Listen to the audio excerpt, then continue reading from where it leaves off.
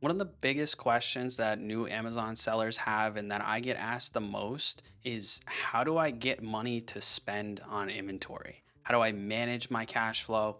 How do I get as much as I can as quick as I can? So, in this video, I'm going to show you guys the exact credit cards that I use and the way that I manage them in order to spend six figures a month on inventory as a seven-figure Amazon seller. This is one of the most commonly asked about, most common concern that people have when they start selling on Amazon is how do I get money to pay for my product? Because you don't want to use your own personal money because then when you start buying product, you're going to be capped on how much you can spend and you're going to have to wait for the money to turn around, get back to you, then pay off or pay back into your, say, checking account balance and then redo the product purchasing from there. And it's really going to halt your growth and kind of stunt it a lot more than if you were to use business credit. And a lot of people also have fears about using credit. But if you're going to become successful in a business like selling on Amazon, you are going to have to get used to having a credit balance somewhere because it's going to take you, like I said, way longer to build up a stockpile of cash to be able to do product rather than using credit. Me personally, I like to have for when I was starting, it was around 2 to 3 months worth of the amount of money that I wanted to spend on product, I wanted as a credit card balance or across different credit cards because you're going to spend your full balance month one and then you're not going to be able to buy anything month two potentially. And the turnaround time can be anywhere from 30 days to 60 days, depending on how fast your product sells in the beginning.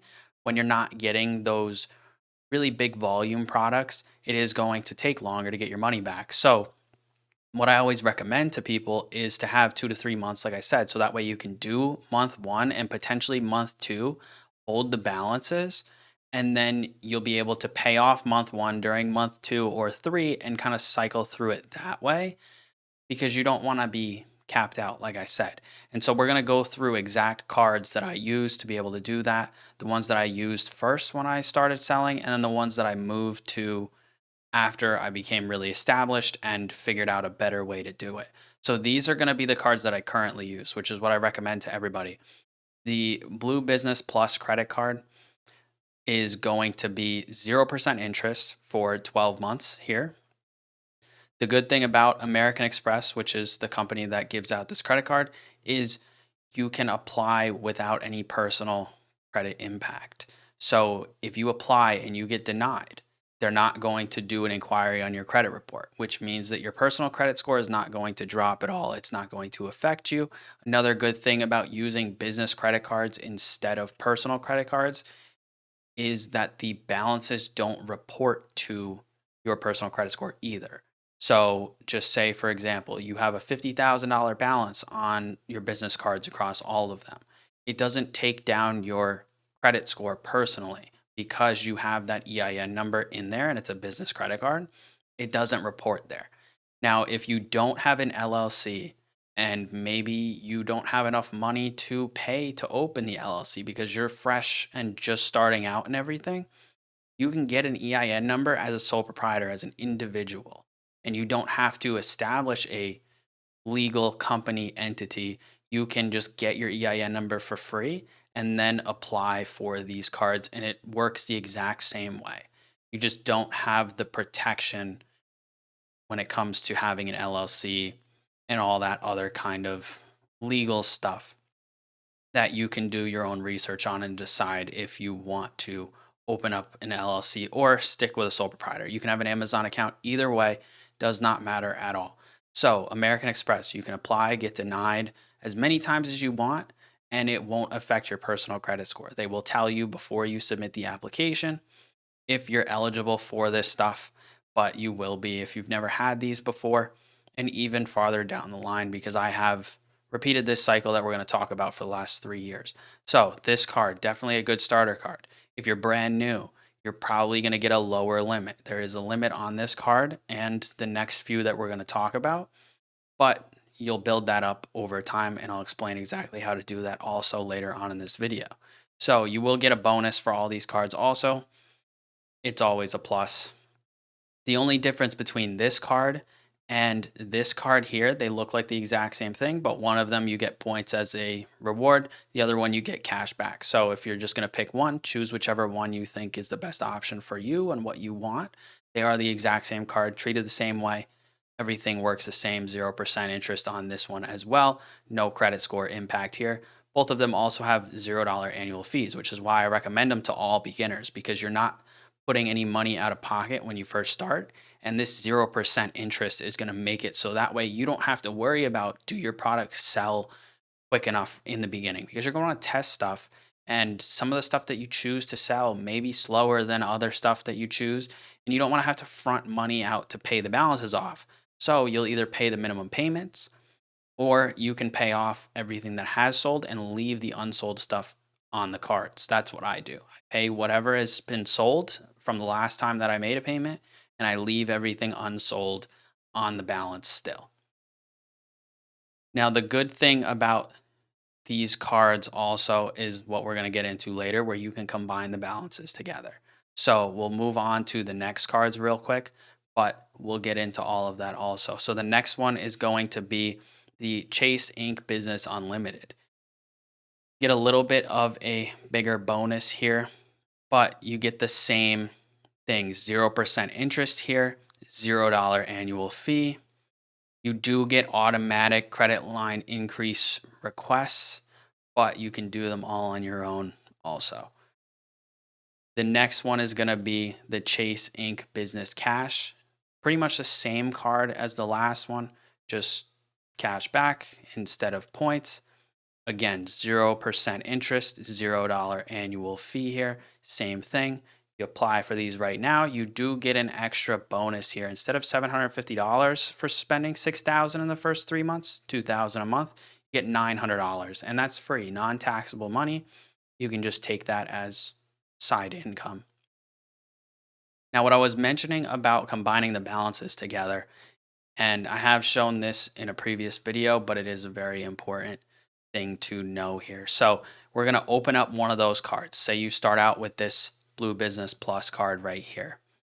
You're going to max it out and pay it off after the statement closes. So on credit cards, you're going to fill up a balance, and then once a month, the statement is going to close. They're going to send you a document, either email or through the mail, and say, this is your balance, this is when it's due. That's what you want to happen. And once you get that saying that the statement has closed, then go ahead and pay the whole thing off if you can. That is the best way to do this. You don't necessarily have to always pay it off in full if you don't want to front the money out, but usually from what I've seen, it's in the range of $5,000 to $10,000, sometimes lower, sometimes higher, for people that open up these cards on a new business. So if you don't have the money to pay it off completely, that's okay. You may just want to wait an extra month until you can do that, or you can still give it a shot, because you can apply for these increases every 30 days. So it's not going to hurt you too much. But the ideal play is to max it out in full, the entire balance, fill it up, then pay off the balance in full, clear it out completely. Do that 2 to 3 times over, and then request a credit limit increase, because what they want to see as a bank is you using the money and then paying it off. Because if you don't use it all, why do you need more? And if you don't pay it off, why would they give you more? Right? So that's what you want to have happen, so they can gain some trust in you, because they don't know you. They just want to see the numbers. And the reason why you let the statement close is because when they look at this to increase the limit, they want to see how much did you use. And they won't be able to see that off of the statement unless it closes and it fills up and it is full. Because they're not going to look and see in everybody's account that's requesting these, what were their daily transactions? Did they make early payments? That kind of stuff. They're just going to look at the statement numbers and see what was the final balance, and then what was it when the payment was due. Did you clear the whole thing out? And that's why you want to give it 2 to 3 months, because if you just max it out and then don't pay it off, they're not going to give you anything because you didn't pay it back. So you need to have both ends in there. And usually, when you do it after the first month, they'll say that you haven't had enough history. And 2 to 3 months is usually that sweet spot to where that denial reason goes away, in my experience at least. So we're going to request the credit limit increase. They say no. Repeat the process for another 1 to 2 months, one being the minimum because if you get denied and you apply 10 days later, they're going to say you just recently requested an increase. No. So it's 30 days, just like a denial. If you get denied for a credit card, then you wait 30 days from that denial date and then you apply again in case you don't get one of these for whatever reason. So max it out, pay it off another 1 to 2 months, then repeat that credit limit increase process. You can do it online through your account or you can call them. It's up to you what you prefer to do, if you want to sit on the phone or if you just want to do it on your own. If they say yes, you can either keep repeating this process and open it up to the maximum that you can get it to before the 0% runs out, or you can do what I've been doing more recently, which is open another one with the same credit card company. So if you started out with this and you open the credit card limit up, say they gave you $20,000, you don't want to wait another 1 to 2 months to do that process over again. You can open this one up or do them both at the same time. And what you can do is once you have these two cards open in your account, if you have a $20,000 limit on this one, for example, and you open up this one and they give you 10,000 or 5,000, you can move whatever you have available as credit that hasn't been used from this card to this card balance or vice versa. So you could make it that you have 20,000 plus 10, 30,000 on one card. But what I really like to do with these also is for new people, open up one, get it open to as much as you can for the year that you have the 0%. So say you open it up to 50,000 after 12 months. This 0% is going to run out. You're going to have to pay off the card because you don't want to pay interest. Then you go ahead and open this one and you just move that 50,000 available from the one that ran out of the interest promotion to this one that has a fresh 12 months of 0% interest. So in that sense, you're just transferring 0% around from card to card. And then you can move and try and open this one up to more off the 50. If you also want to, you could open this one maybe 1 to 2 months early, get that one started from the lower limit, open it up a little bit more, and then you'll have more than 50 or potentially 60 or 70. That kind of play is really the best way to do it. But if you're really strapped for cash and you really just want to grow as fast as possible, then you could do both of them at the same time. And personally, I have been able to get these 0% promotions once a year for the last 3 years. So if you did do both, you could potentially just open up another two after 12 months and move it over to that one. So it's kind of just whatever you are personally looking to get out of it. And then, yeah, like I said, ask for credit limit reallocation. That's what it's called, moving the balance, the available balance from one to the other. That is the best play that I know of in order to get a lot of money on 0% interest that not a lot of people do know about. Taking off from that, where if you don't want to have to wait 12 months, you don't want to have to max out the balances, pay it off, that kind of stuff, you do have a couple other options for really good cards that don't have limits. So, for example, this card right here, the American Express Plum card, there is an annual fee of $250. Same thing though, no impact to your credit score if you don't get approved or you do get approved. The thing with this is that most credit cards, you have 30 days to pay it off here. With this Plum card, you have 60 days to pay without accruing interest. So you do basically double the amount of time that you get to have to pay back your balances. But once that 60 days does hit, you do have to clear it out or they are going to charge you interest. Something else with this card is there's no preset spending limit. So like the other four where you're going to get a set balance that you can use up to, say $5,000 like we said, once you hit 5,000, then you can't spend any more on that card. This one you can.